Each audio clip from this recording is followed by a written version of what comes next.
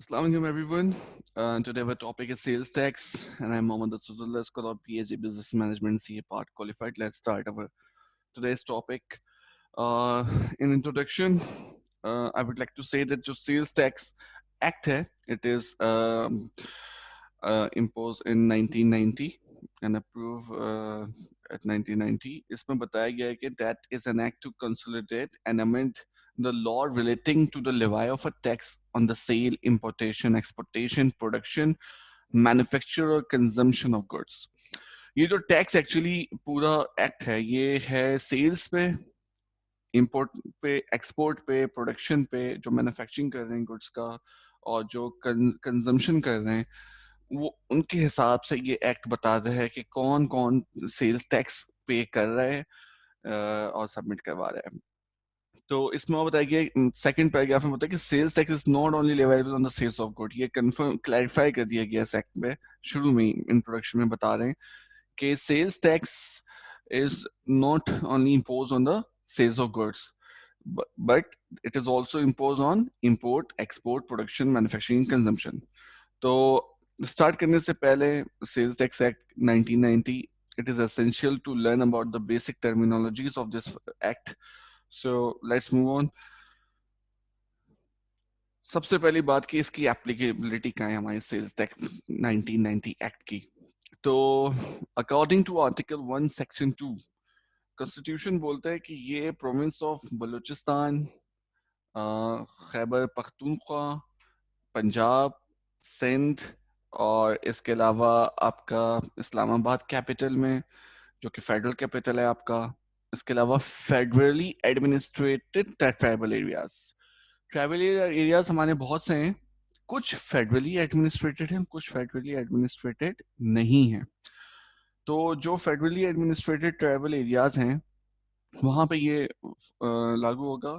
और इसके अलावा such states and territories as are or may be included in Pakistan whether by accession or otherwise, कोई भी ऐसी टेरिटरी जो कि पाकिस्तान से खुद को मर्ज कर चुकी है या पाकिस्तान उसको अपने साथ मिला चुका है, छोटी टेरिटरीज भी होती हैं, तो वहां भी ये सेल्स टैक्स फॉलो होगा. लेकिन एक दफा फिर से लास्ट जो पैराग्राफ है उसमें बोला कि आर्टिकल 246 है कॉन्स्टिट्यूशन एक्ट का, जिसमें ट्राइबल एरियाज डिफाइन करे गए कि कौन से ट्राइबल एरियाज टू आर्टिकल 246 के में मेंशन है. वो तमाम उन तमाम ट्राइबल एरियाज में सेल्स टैक्स 1990 फॉलो नहीं होता. तो लास्ट लाइन में अगर हम पढ़ें तो it means that the sales tax is applicable to the whole of Pakistan except for the tribal areas defined in Article 246 of the Constitution of Pakistan. So first slide में हमें clear है कि overall पूरे पाकिस्तान में sales tax impose होता है, applicable होता है और उन तमाम टेरिटरीज में एप्लीकेबल होता है जो कि पाकिस्तान से खुद को एफिलिएट कर चुकी हैं और तमाम ट्राइबल एरियाज में, but only those tribal areas which are federally administered and not those tribal areas which have been mentioned under the article 246 of the constitution of Pakistan. तो आईने पाकिस्तान की दफा 246 के तहत जितने भी आपके कबायली इलाके हैं वो पाकिस्तान के सेल्स टैक्स वहां पे लागू नहीं होता. सेकंड में अगर हमारे taxes under sales tax law, तो इसमें फर्स्ट जो डेफिनेशन है वो टैक्स की है. तो सेक्शन 2 सबसेक्शन 34 कहते हैं tax unless the context require otherwise means sales tax. अगर आपसे कोई बोल रहा है कि आपने टैक्स पे करा है नहीं करा, या आम जबान में सिर्फ टैक्स का वर्ड यूज कर रहा है कि कितना टैक्स पे करा है, उसके आगे फर्दर कोई क्लैरिफिकेशन नहीं है, कोई कॉन्टेक्स्ट डिस्क्राइब नहीं हो रहा, तो इट मीन्स हम बात कर रहे हैं सेल्स टैक्स की. अगर इनकम टैक्स है then you should say income tax, otherwise this is tax only, and tax can be called as only sales tax. Now, in the second definition, sales tax का मतलब क्या है? Sales tax means the tax, additional tax or default surcharge levied under this act, a fine, penalty, or fee imposed or charged under this act, and any other sum payable under the provision of this act or the rules made there under. ये बहुत एक diversified definition है sales tax की. Sale tax का हरगिज के मतलब नहीं है कि सिर्फ जो गुड्स सोल्ड हो रहा है उसमें सेल्स टैक्स मिल रहा है. वो बोल रहे हैं सेल्स टैक्स का मतलब हो रहा है टैक्स, जो भी टैक्स बताया है एक्ट में वो भी सेल्स टैक्स में है, एडिशनल टैक्स कोई पे कर रहा है तो वो भी सेल्स टैक्स कहलाएगा। किसी पे सरचार्ज लगाया है इस एक्ट के हिसाब से वो भी सेल्स टैक्स है। किसी पे फाइन है, पेनल्टी है, या किसी पे कोई फी इम्पोज करी गई है इस एक्ट में, वो भी सेल्स टैक्स कहलाएगा। और इसके अलावा किसी भी प्रोविजन में कोई और सम पे करने को कहा गया है किसी भी रूल के हिसाब से तो वो भी सेल्स टैक्स कहलाएगा। तो सेल्स टैक्स के अंदर जितनी भी कलेक्शन ऑफ चार्जेस हैं, जितनी भी इसमें इस एक्ट के हिसाब से इम्पोज की गई हैं ड्यूटीज, वो सारी की सारी सेल्स टैक्स कहलाएंगी। नाउ अब बात ये कि टैक्सेबल सप्लाईज कौन सी होंगी, मतलब जिन पे टैक्स लगेगा। According to Section 2, subsection 41, taxable supply means a supply of taxable goods made by an importer, manufacturer, wholesaler, including dealer, distributor, or retailer, other than a supply of goods which is exempt under Section 13 and include a supply of goods chargeable to tax at the rate of 0% under Section 4. Taxable supply में वो तमाम supply आ जाती हैं जो कि importer कर रहा है या मैन्युफैक्चरर कर रहा है या होलसेलर कर रहा है, जिसमें डीलर भी शामिल होता है, या डिस्ट्रीब्यूटर या रिटेलर कर रहा है। वो तमाम सप्लाईज आपकी कहलाएंगी टैक्सेबल सप्लाईज। लेकिन अगर उन सप्लाईज में अगर कोई भी ऐसा गुड है जो कि सेक्शन 13 में मेंशन है, सेक्शन 13 एक पूरी लिस्ट है गुड्स की जिसमें बताया गया है कि ये जो गुड्स हैं इनमें टैक्स नहीं लगेगा, टैक्स कवर्ड नहीं है तो मतलब सेल्स टैक्स नहीं लगेगा, तो वो टैक्सेबल सप्लाईज में नहीं आएंगे। लेकिन कुछ गुड्स हैं जो कि मैं अक्सर अपने स्टूडेंट्स को भी बताता हूँ 0% उनमें सेल्स टैक्स है। तो 0% का ये मतलब नहीं है कि वो एग्जेम्प्ट है, it is also a tax rate but it is 0%. In future, it may be 0.5% or 1%, but it is 0% right now. It is also taxable at the rate of 0%. तो ये जो गुड्स हैं ये भी टैक्सेबल सप्लाईज में आएंगे जो कि 0% टैक्स रेट है। तो इनमें से वो गुड्स नहीं आएंगी जो एग्जेम्प्ट हैं, और वो सप्लाईज नहीं आएंगी जो एग्जेम्प्ट हैं। जो सप्लाईज एग्जेम्प्ट हैं वो कहाँ मेंशन है, सेक्शन 13 में। So this is the definition of taxable supplies under section 2 subsection 41. Now the basic concepts and definition, first supply की जब definition बताएं, the term supply is defined in section 2 subsection 33 of the act in the following way. ये जो section बताता है कि supply means a sale or other transfer of the right, या तो आप सेल कर रहे हैं या अपने transfer of right to dispose of good as owner, including such sale or transfer under hire purchase agreement and also includes. सबसे पहली लाइन में बोला या तो आप सेल कर रहे हैं या आप ट्रांसफर के राइट्स किसी और को डिस्पोज दे रहे हैं एज अ ओनर, या including cell or transfer under hire purchase agreement, किसी को आपने सिर्फ ऑथोराइज कर दिया कि आप मेरा गुड्स सोल्ड आउट कर दो, मेरे पास अगर मेरे पास इसके राइट्स नहीं है, तो ये भी एक सप्लाई में आएगा। इसके अलावा बोलते हैं पुटिंग टू प्राइवेट बिजनेस और non business use of goods produce or manufacture in the course of taxable activity for purpose other than those of making a taxable supply. इसमें non business use of goods हैं आपके, या private हैं या business use of goods हैं, या आप उसको मैन्युफैक्चर कर रहे हैं लेकिन वो टैक्सेबल एक्टिविटी के अंदर आ रहे हैं, ठीक है, तो वो भी आपके सप्लाई में आएंगे। इसके अलावा ऑक्शन और disposal of goods to satisfy debt owed by a person, अगर वो कोई चीज अपनी नीलाम कर रहा है या सेल कर रहा है जो उस पर डेट था वो पे करने के लिए, तो वो भी सप्लाई में आएगा। Possession of sub taxable goods held immediately before a person ceases to be a registered person. एक पर्सन रजिस्टर्ड होता है और एक अनरजिस्टर्ड होता है। रजिस्टर्ड पर्सन वो होता है जो एफबीआई के पास रजिस्टर्ड होता है और हर साल वो टैक्स रिटर्न फाइल कर रहा होता है, लेकिन जो नॉन रजिस्टर्ड या अनरजिस्टर्ड पर्सन है वो एफबीआई के पास रजिस्टर्ड नहीं होता और रिटर्न फाइल नहीं कर रहा होता। तो अगर कोई रजिस्टर्ड पर्सन है और कोई भी गुड्स उसके पोजीशन में आता है, सही है, held immediately before a person ceases to be a registered, और वो अनरजिस्टर्ड होने से पहले पहले उसके पोजीशन में कोई भी टैक्सेबल गुड आता है तो वो भी सप्लाई में आएगा। And in case of manufacture of goods belonging to another person, अगर हम कोई गुड्स मैन्युफैक्चर कर रहे हैं लेकिन वो किसी और का है, so the transfer or delivery of such good to the owner or to a person nominated by him, अगर वो ट्रांसफर कर देते हैं तो प्रोवाइडेड दैट, तो ये जो चीजें ये आपकी आएंगी इसके अंदर सप्लाई के, provided that the federal government may by notification in the official gazette specify such other transactions which shall or shall not constitute supply. इसके अलावा फेडरल गवर्नमेंट के पास अपनी एक पावर है जो किसी भी नोटिफिकेशन से जो कि ऑफिशियल गैजेटेड हो स्पेसिफाई कर सकती है कौन से ट्रांजैक्शन सप्लाई के अंदर आ रही है नहीं आ रही है। तो फिलहाल this is the definition of supply according to the section 2 in subsection 33। अगर आगे चलें तो बात हो रही है टैक्सेबल गुड्स की। टैक्सेबल गुड्स सेक्शन 2 सबसेक्शन 39 में बताया गया है कि means all good other than those which have been exempted under section 13। जैसे सेक्शन 13 में बता दिया एक लिस्ट है जो कि एग्जेम्प्ट है, तो उसके अलावा जितने भी गुड्स हैं वो टैक्सेबल गुड्स हैं।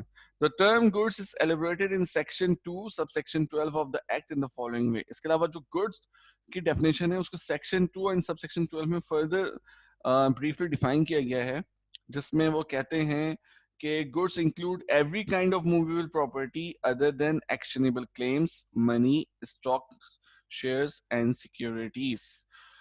तो तमाम मूवेबल प्रॉपर्टी गुड्स में आएंगी, लेकिन मनी, स्टॉक, शेयर्स, सिक्योरिटीज, इनके अलावा एक्शनेबल क्लेम्स जो कि आप दावा दायर करते हैं कि ये आपकी आपकी पोजीशन में, ये तमाम चीजें गुड्स में आएंगी। इसके अलावा बाकी चीजें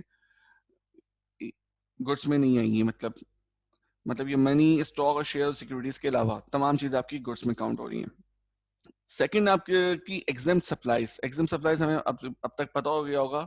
एक ही चीज रिपीट कर रहे हैं कि सेक्शन 13 में जो चीजें हैं वो तमाम चीजें आपकी एग्जेम्प्ट सप्लाईज में आती हैं। डिफाइन करता है section 2 and subsection 11 of the sales tax act. Now what are the zero rated supplies?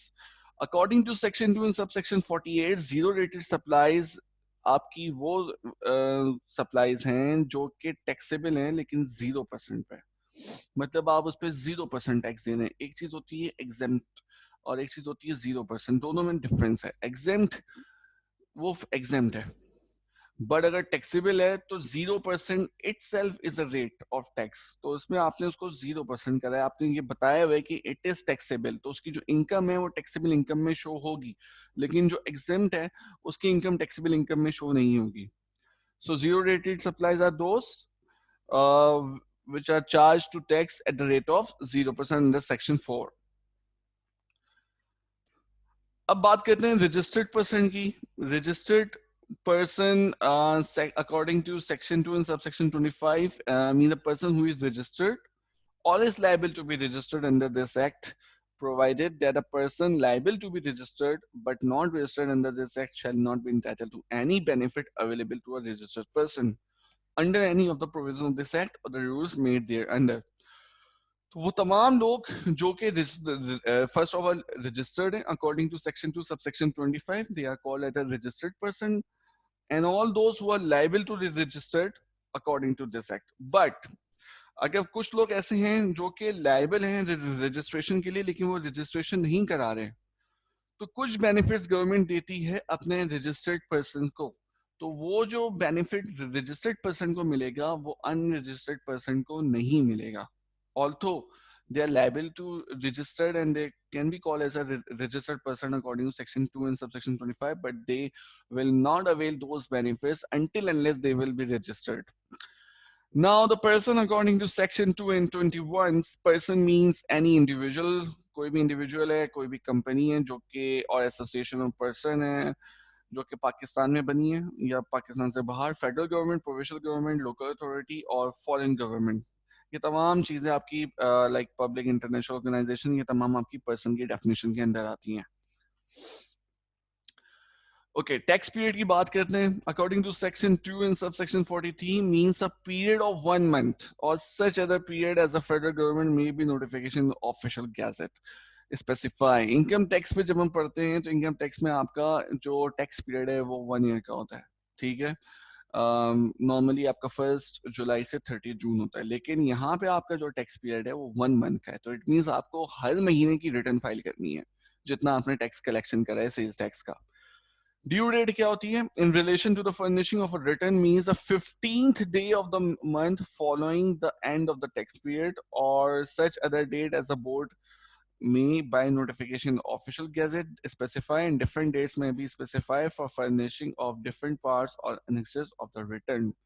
सो जो भी महीना एंड होगा उसके नेक्स्ट 15 को आपको रिटर्न फाइल करना जरूरी है, until unless बोर्ड ने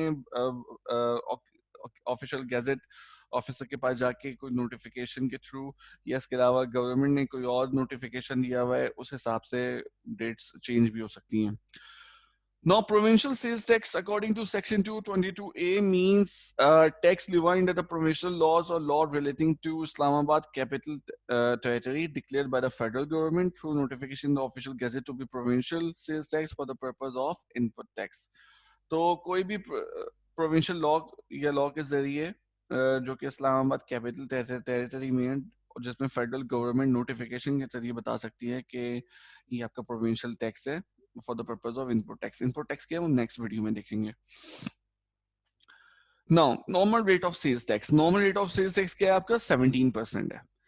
तो ये एक्चुअली डिवाइड किस पे होता है? सबसे पहले taxable supplies made by registered person in the course or furtherance of any taxable activity carried on by him. तो जितनी भी टैक्सेबल सप्लाईज हैं करी हैं रजिस्टर्ड पर्सन ने, उन पे ये सेल्स टैक्स इम्पोज होगा.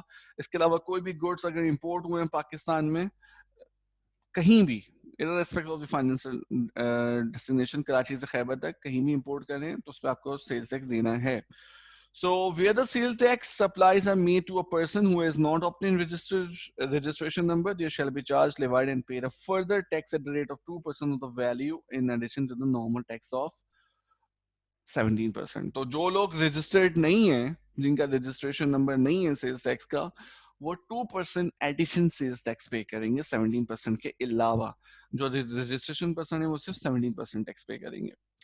However, federal government may by notification in the official gazette specify that taxable supplies in respect of which the further tax shall not be charged, levied and paid. तो federal government में कोई notification निकाल सकती है कि ये वो goods हैं जिन पे further sales tax impose नहीं होगा. Although they are not a registered person, they are unregistered, but still they are not or they should not be instructed to pay the additional tax on these specified goods. Okay, statutory regulation orders में अगर 648 subsection 1 and under 2013 जो कि 9th जुलाई को issue हुआ था, उसमें बोला गया था list of person on which this further tax is not charged. एक लिस्ट दी है जिसमें फर्दर टैक्स आपका और चार्ज नहीं हो सकता. इसमें आपकी electricity energy supply to domestic and agriculture consumers, अगर कोई इलेक्ट्रिसिटी सप्लाई एनर्जी सप्लाई अगर आप करवा रहे हैं बाहर से इंपोर्ट करके बिजली ले रहे हैं तो उसमें कोई टैक्स नहीं है डोमेस्टिक और एग्रीकल्चर कंज्यूमर को आप दे रहे हैं. तो इसके अलावा अगर नेचुरल गैस आप दे रहे हैं डोमेस्टिक कंज्यूमर या सीएनजी स्टेशन को बाहर से इंपोर्ट करके गैस लेके, जैसे ईरान से हम पाइपलाइन ले रहे थे गैस की, तो अगर कोई कंपनी लेती है तो उसमें फर्दर टैक्स नहीं है. इसमें 17% टैक्स है लेकिन फर्दर 2% टैक्स नहीं देना पड़ेगा अगर आप रजिस्टर्ड नहीं है. Motor oil, diesel oil, jet fuel, kerosene oil and fuel oil, इन पे किसी किस्म का फर्दर टैक्स नहीं है. Goods sold by the retailers to end consumers, अगर कोई गुड्स जाहिर सी बात है अगर दे रहा है रिटेलर कस्टमर एंड कस्टमर्स को तो उस पर फर्दर 2% टैक्स नहीं है. अगर वो लाइक इसमें नॉर्मल सी बात है कि आपके घर की में कोई करियाना की दुकान है और आप उससे कोई भी चीज परचेस करके आते हैं, वो रजिस्टर्ड नहीं है सेल्स टैक्स में, तो वो फर्दर 2% सेल्स टैक्स उस पर उसको आपसे और लेना अलाउ नहीं है. इसके अलावा supply of goods directly to end consumers including food, beverages, fertilisers and vehicles. तो अगर आप गाड़ी बेच रहे हैं, फर्टिलाइजर बेच रहे हैं, बेवरेजेस और फूड बेच रहे हैं एंड कस्टमर्स को, तो उसमें भी 2% फर्दर सेल्स टैक्स अलाउ नहीं है. Item listed in third schedule to the sales tax act. अच्छा, एक थर्ड स्केड्यूल भी है, इसमें आपकी पूरी थर्ड, फोर्थ, फिफ्थ स्केड्यूल्स हैं. तो थर्ड स्केड्यूल में जो आइटम्स लिस्टेड हैं उनमें 2% फर्दर टैक्स अलाउ नहीं है. इसके अलावा second hand worn clothes and other worn articles falling under PCT heading 6309 ओ, तो इसमें जितने भी आइटम्स हैं कपड़ों के, उन पे आपके अलाउ नहीं है further taxation. So fertilizers and supplied by steel melters, re-rollers and ship breakers operating under chapter 11 of sales tax and supply covered under the 5th schedule to the sales tax. तो fifth schedule में जो supplies हैं उन पे भी, उसके अलावा उसके ऊपर स्टील मेल्टर, वी रोलर, शिप ब्रेकर्स की ऑपरेटिंग, जो कि चैप्टर 11 में sales tax act special procedure rules 2007 में लिखे हुए, इन सब पे, इन तमाम 10 आइटम्स पे फर्दर सेल्स टैक्स नहीं लगेगा अगर आप अनरजिस्टर्ड हैं और आप इनको बाहर से इंपोर्ट करती हैं, मैन्युफैक्चर करते हैं। Tax on taxable supplies is specified in third schedule. Third schedule, according to section 3, subsection 2 in provision A, sales tax 17% जो कि retail price पे लगेगा. Manufacturer shall legally prominently and अच्छा, जो second point है उसमें बता रहे हैं कि आपके पास जो भी सेल आप करेंगे तो उसकी जो अमाउंट है वो उसका प्राइस टैग लगा होना जरूरी है, ठीक है। जैसे इसमें सेकंड में बताया कि amount of sales tax on the package, container, package, cover और लेबल एक्सेट्रा। आप कोई भी ग्रोसरी करने जाते हैं, आप शॉपिंग करने जाते हैं, तो अक्सर कपड़ों में जो आप परचेज करने जाते हैं ब्रांड में, उसमें सेल्स टैक्स तो नहीं, एक प्राइस लगी होती है। वो प्राइस एक्चुअली सम अप हो रही होती है कॉस्ट प्लस सेल्स टैक्स मिला के, उसमें फर्दर आप सेल्स टैक्स नहीं दे रहे होते। तो जो भी सप्लाईज हैं उनमें बोला गया है एफबीआई की तरफ से, हमारे इनलैंड रेवेन्यू के एक्ट और सेल्स टैक्स एक्ट की तरफ से, कि जो भी आप सेल्स सोल्ड आउट करेंगे उसके टैग में जो प्राइस होगी उसमें सेल्स टैक्स और कॉस्ट की वैल्यू एक्यूमुलेटेड होगी, उसके ऊपर सेल्स टैक्स आप नहीं लेंगे। Now, federal government may exclude from or include into said schedule any taxable supply by notification in the official gazette. Federal government कोई भी सप्लाई एक्सक्लूड भी कर सकती है और इंक्लूड भी कर सकती है फ्रॉम टैक्सेबल सप्लाईज में से अपनी किसी भी नोटिफिकेशन से through official gazette. Now, what is the special rate of tax under section 3 subsection 2 and provision B? The board with approval of the minister in charge of the federal government is empowered to prescribe any higher or lower rate of tax in respect of any class of taxable goods. Government के पास authority की कोई भी good वो select करे और उस good पे वो हायर या लोअर सेल्स टैक्स लगा सकता है। लाइक 17% से उसको हायर कर दिया, 18, 19, 20% कर दिया, या उसको कम कर दिया, 11, 12, 13, 14, 15% कर दिया। अगर गवर्नमेंट ऐसा करती है then it is special rate of tax imposed by the federal government, but by through minister in charge. Now, what is extra tax? According to section 3 subsection 5, board with the approval of the minister in charge of federal government power to levy and collect tax at such extra rate or amount not exceeding 17% in addition to the amount of sales tax or retail levied in the sales tax act. So government के पास है कि वो किसी भी value पे extra tax ले सकती है, and this tax shall be levied on the value of such good or class of goods on such person or class of persons in such mode, manner and at time subject to such condition limitation as may be prescribed. तो government की मर्जी है, वो किसी भी good या class of goods को select कर सकती है, किसी भी पर्सन या क्लास ऑफ पर्संस को सिलेक्ट कर सकती है, उन पे एक्स्ट्रा टैक्स इंपोज कर सकती है according to section 3 and subsection 5. Now, what is capacity tax? Capacity tax according to section 3 and subsection 1b, इसमें बोला गया कि board may levy and collect tax on the following instead of levying and collecting tax on taxable supplies. वो सोच सकते हैं, अगर normally ऐसा होता है कि अगर शक हो रहा है गवर्नमेंट के इदारे को कि ये कंपनी बना ज्यादा रही है, इतनी बड़ी कंपनी है, लेकिन इसका सेल्स टैक्स इसको ट्रूली डिफाइन नहीं कर रहा, ट्रूली पिक्चर के जो एक ट्रू पिक्चर है उसके हिसाब से इससे छोटी फर्म ज्यादा सेल्स टैक्स दे रही है, ये कितना नहीं दे रही है, तो गवर्नमेंट उस पर कैपेसिटी टैक्स लगा सकती है, ना कि सेल्स टैक्स ले। तो कैपेसिटी टैक्स उसकी production capacity of plants, machinery पे लग सकता है, अंडरटेकिंग एस्टेब्लिशमेंट और इंस्टॉलेशन, प्रोड्यूसिंग और मैन्युफैक्चरिंग सच गुड्स, या फिक्स बेसिस कोई फिक्स लगा दें as it may deem fit from any person who is in a position to collect such tax due to the nature of the business. तो government की मर्जी या तो उस पर कोई फिक्स टैक्स लगा दे या उसकी कैपेसिटी के हिसाब से कोई टैक्स लगा दे कि इसकी इतने बड़े प्लांट्स हैं जो कि इतना प्रोड्यूस कर सकते हैं, तो आपको इतना टैक्स देना है। Now this is capacity tax. Not tax on supply to CNG stations. In case of supply of natural gas to CNG stations, the gas transmission and distribution company shall charge sales tax from the CNG station at the rate of 17% on the value of supply of the CNG consumers. अगर कोई भी supply कर रहा है natural gas CNG stations को, तो gas transmission distribution company जो है वो चार्ज करेगी सेल्स टैक्स सीएनजी स्टेशन पे 17% किस पे करेगी? On the value to the CNG consumers. CNG consumers को जितने पैसे दे रहे हैं, जितने पैसे की आप सीएनजी दे रहे हैं, उस पर उसका 17% आपको टैक्स पे करना है सीएनजी स्टेशन वालों को। अब वो वैल्यू है क्या?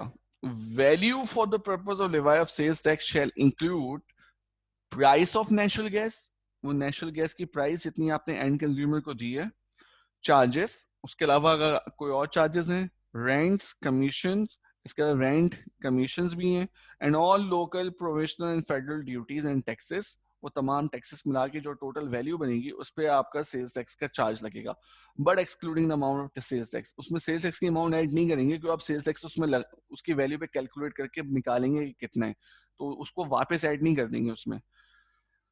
Now, special power to the federal government. The federal government of the board is authorized to levy in lieu of sales tax under Section 301 by notification in the official gazette. Such amount of tax is made deemed fit on any supplies or class of supplies or any good or class of good. They are also authorized to specify the mode, manner, or time of payment of such tax. तो एक special power है according to section 3 subsection 1 federal government को कि वो किसी भी official gazetted notification के जरिए किसी पे भी टैक्स लगा सकती है, उठा सकती है, किसी भी क्लास ऑफ सप्लाईज पे, किसी भी गुड्स पे, क्लास ऑफ गुड्स पे, और वो बता सकती है कि टैक्स की पेमेंट का मोड, उसका मैनर और टाइम क्या होगा। सो this is now the liability to pay sales tax. Sales tax कौन पे करेगा? First case, in the case of supply of goods in Pakistan of the person making the supply. अगर कोई supply कर रहा है तो जो सप्लाई, अगर गुड्स सप्लाई हो रहे हैं तो जो सप्लाई कर रहा है वो सेल्स टैक्स देगा। In the case of goods imported into Pakistan of the person importing the good, अगर कोई इंपोर्ट कर रहा है तो जो अगर गुड्स इंपोर्ट होके आने हैं तो जो इंपोर्ट कर रहे हैं वो सेल्स टैक्स देगा। So the government may specify the goods in respect of which the liability to pay tax shall be of the person receiving the supply. तो गवर्नमेंट कुछ गुड्स भी डिस्क्राइब कर सकती है कि जो पर्सन सप्लाई रिसीव कर रहा है वो टैक्स दे, ठीक है, ना कि जो सप्लाई करवा रहा है। Collection of excess sales tax, Section 3B. Any person who has collected or collects any tax or charge, whether under misapprehension of any provision of this act or otherwise, which was not payable as tax or charge, or which is in excess of the tax or charge actually payable, and the incidence of which has been passed on to the consumers, shall pay the amount of tax or charge so collected to the federal government. हर महीने आपको sales tax of return file करना है, बताने मुझे इतना receive हुआ था और ये मैं पे कर रहा हूँ। लेकिन अगर उसके अलावा कुछ सेल्स टैक्स अगर आपको रिसीव नहीं हुए थे, वो बाद में रिसीव हो गए, या आपने छुपाया था या नहीं छुपाया था, या कोई और चार्ज था जो कि आपको नहीं मिला था, आपको बाद में मिला, एक एक्सेस सेल्स टैक्स आपको कलेक्शन होंगे जबकि आप रिटर्न फाइल कर चुके हैं, तो वो एक्सेस कलेक्शन भी आपको पे करना पड़ेगा फेडरल गवर्नमेंट को। सेकंड पॉइंट में बोलते हैं कि any amount payable to the federal government shall be deemed to be in arrear of tax or charge payable under this act and shall be recoverable accordingly and no claim for refund in respect of such amount shall be admissible. अगर आपने कोई भी excess amount जमा करवा दिया था या सही करवाया था, गलत करवाया था, तो वो आपका एरियर काउंट हो जाएगा या charge payable under this act हो जाएगा। तो आप उसको, it is also recoverable, but आप उसको रिफंड क्लेम नहीं कर सकते, it will be adjust in your next return. The burden of proof that the incidence of tax or charge has been or has not been passed to the consumer shall be on the person collecting the tax or charge. अब एक company 100 rupees का good बना रही है, उसका 17% tax मिलाएंगे तो 17 rupees हो गए, तो 117 का उसको सोल्ड आउट करना है। अब ये बर्डन ऑफ प्रूफ कि कौन ये टैक्स कलेक्ट करेगा या पे करेगा, ये डिपेंड करता है उस पे, the incidence of tax or charge has not been passed to the consumer shall be on the person collecting the tax or charge. तो जो पर्सन टैक्स कलेक्ट कर रहा है या चार्ज कर रहा है उस पर डिपेंड कर रहा है कि इसका बर्डन ऑफ प्रूफ किस पे हो। या तो 117 रुपए में गुड्स बेचेगा तो 17 रुपए वो टैक्स कलेक्ट करके पे कर रहा है, और या तो वो खुद ही पे कर रहा है, उसने प्राइस कम कर दी है। ये डिपेंड करता है कि कौन पे कर रहा है, कौन रजिस्टर्ड पर्सन है। So this is the first part of sales tax. This is only the introduction. In next video we will discuss about some important topics of the sale tax like registration, deregistration, blacklisting. Thank you so much. Allah Hafiz.